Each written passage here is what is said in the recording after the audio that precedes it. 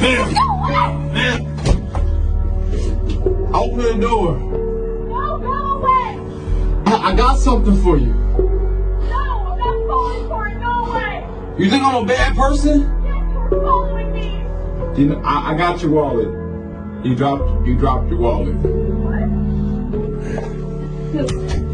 That's my wallet?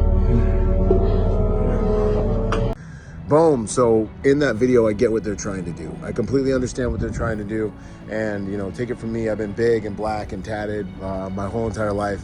And I've had a million situations where people clutch their purses and get scared because I'm in their environment. And little do they know they're in the safest environment they'll probably be in all year with me there standing next to them, right?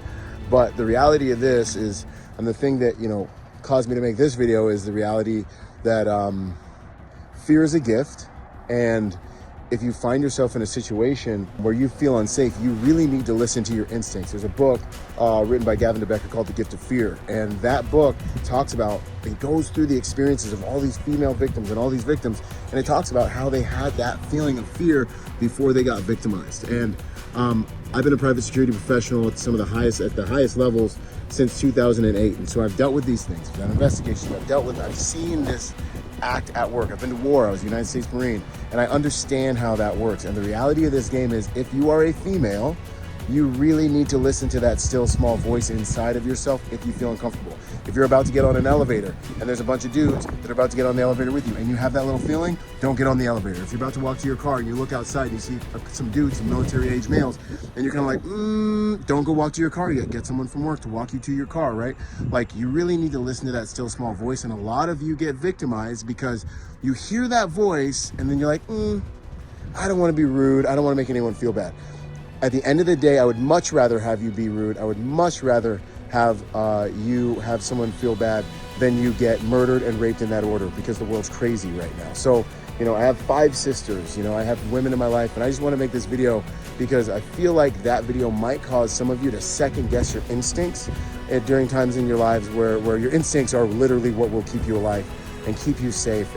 And you know, and it really is a math equation. It's like, am I about to put myself in a situation with another human being who's more physically potent than me, who's stronger than me? Am I about to make myself vulnerable by going into a situation?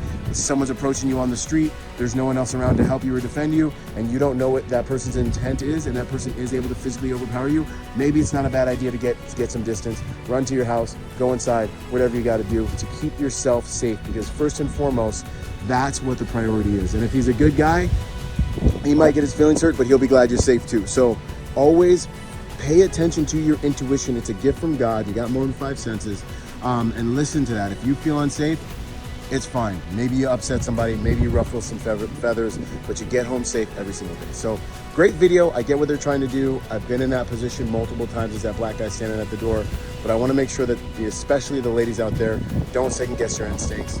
You know, if you find out you're wrong, be apologetic.